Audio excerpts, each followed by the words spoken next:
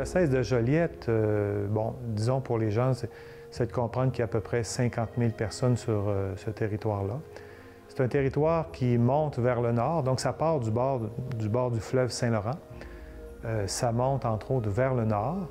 Et la dernière paroisse, disons, c'est Saint-Michel-des-Saints.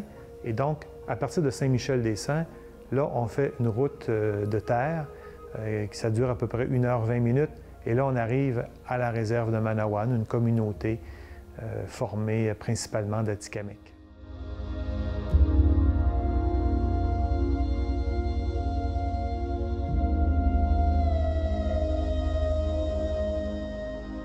La première fois que je suis venu ici, c'était l'hiver.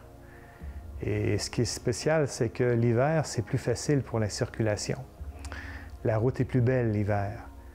Et j'étais venu avec le père Louis-Constantin Mévengué. C'était un peu pour venir en même temps l'introduire ici. Le père Louis-Constantin nous arrivait à cette époque-là du Cameroun et il acceptait de venir ici là, comme prêtre. À Manawan, d'abord, ils ont la présence d'un prêtre, une présence permanente d'un prêtre. Ça réjouit beaucoup le chef de bande, entre autres, là, ici, lorsqu'il a appris qu'il y aurait une présence permanente d'un prêtre. Il y a aussi une agente de pastorale qui est engagée par les services diocésains de Joliette, mais qui vient ici régulièrement, entre autres pour la formation chrétienne, la catéchèse des jeunes. Elle utilise, entre autres, beaucoup, elle le fait souvent par la forme des arts. La peinture, par exemple, le dessin, les arts plastiques.